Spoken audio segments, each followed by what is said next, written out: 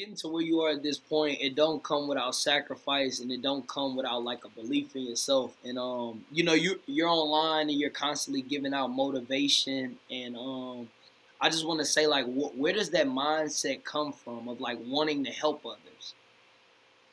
So it's honestly, it came from trauma.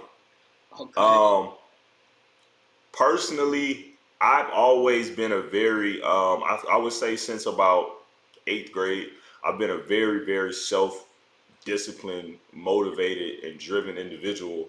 But that wasn't the case, and I didn't realize that up until later in my life. You know what caused that, right? Mhm.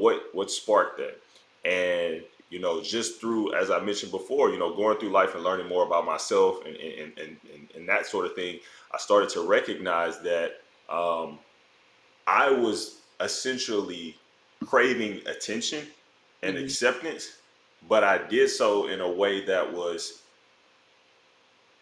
positive or Right. seen as positive, right? So a lot of times you wouldn't see what I was doing as um, a negative thing or like a coping mechanism, but the reality of it is the attention that I didn't get in childhood, I got from adults through my successes.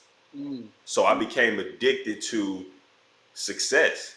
And Mhm. so for me, if you told me, hey, you can be successful if you do A, B, and C, and I know that all I got to do is A, B, and C, and you gave me the blueprint on how to be successful, well, that's easy. I don't got to figure it out.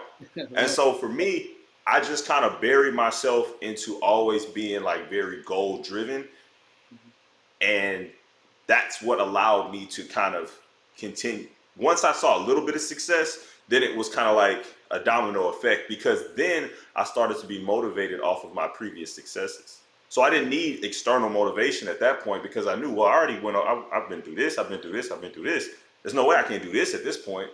And so it just kept building. And so anything that I put my mind to, it was almost as if it was like, okay, like let's. This isn't even as big as what I previously have faced, and because of that, that's kind of what the driving force really really where it started. And Mhm. then I because I didn't do sports really. I didn't run track until I got to high school, Right. Yeah, I and remember that. You so used to be a basketball and player. I I remember yeah, that. I didn't do track until I got to high school. But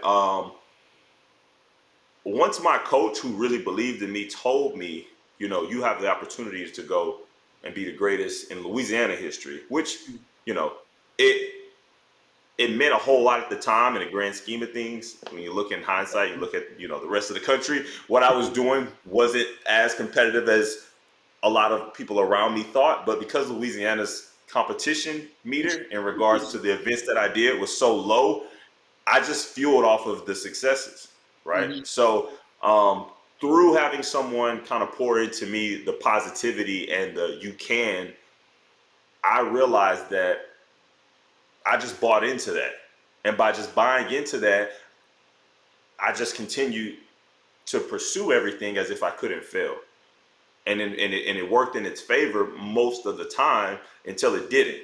And that's kind of why I try to encourage people and try to motivate people because they may not have that in their circle. They may not have that in their immediate life, and doing so in a way that empowers them to actually take action on the things that they say that they want to do, rather than kind of dwelling on, do I go this way? Do I go that way? I think I can do it, but I don't really know. What if I fail? I'm scared of that. I never really had those doubts because I was so confident because I was receiving the confidence from those around me.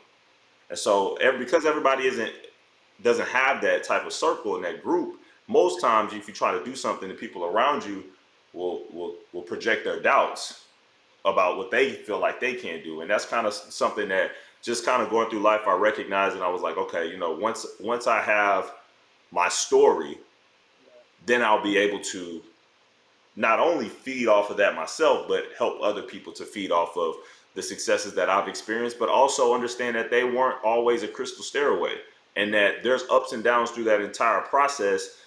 And recognizing those ups and downs is crucial because if you don't, it can be very easy for the outside to look at it and say, oh, well, everything was just easy for you. Or it was, and they can't relate to that. So I choose to be as authentic as possible so that people can see this was great, but there was a lot of other stuff going on that you didn't see. And so that's kind of where I am now. As I continue to grow, I want to continue to show both sides of the coin, not just all bestseller, all American, etc., which is great. Right. But it's important to know that that's not everything, because if it does become everything, the moment it isn't working in your favor, then you have nothing, Mm. because you then have identified yourself with what it is that you're doing, and that's what I did. And No. so that's one of the things that I had to come to terms and recognize myself. So